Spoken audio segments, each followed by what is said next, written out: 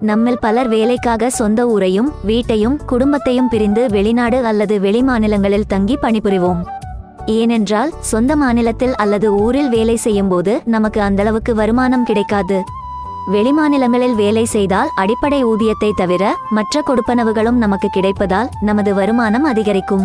ஊழியர்களுக்கு அதிக சம்பளம் வழங்கும் மாநிலங்களின் பட்டியலில் உத்தரப்பிரதேசம் முதலிடத்தில் உள்ளது. இங்கு ஒவ்வொருவரின் சராசரி மாதச் சம்பளமாக 20,730 ரூபாய் வழங்கப்படுகிறது. இதுதான் இந்தியாவிலேயே அதிகபட்ச சராசரி மாதச் சம்பளம். இங்கு மற்றும் செய்தி ஊடகங்களுக்கான வேலைவாய்ப்பு அதிகம். அதிக சம்பளம் வழங்கும் மாநிலங்களின் பட்டியலில் மேற்கு வங்கம் 2வது இடத்தில் உள்ளது. இங்கு ஒருவரின் சராசரி மாதச் சம்பளம் 20,210 ரூபாயாக நிர்ணயிக்கப்பட்டுள்ளது. ஆனால் இங்கு வேலைக்கான வாய்ப்புகள் குறைவு.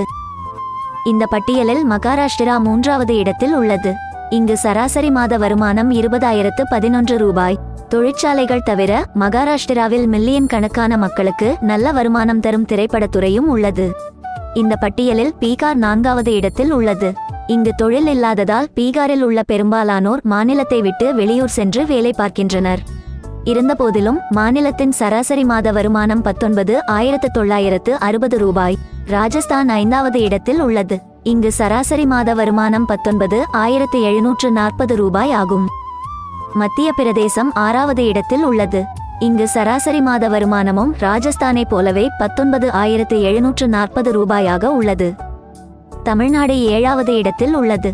தமிழ்நாடு தொழில்துறை நடவடிக்கைகளுக்கும் பெயர் பெற்றது. இங்கு சராசரி மாத வருமானம் 19,600 ரூபாய். இந்த பட்டியலில் கர்நாடகா 8வது இடத்தில் உள்ளது. இங்கு சராசரி மாத வருமானம் 19,150 ரூபாய்.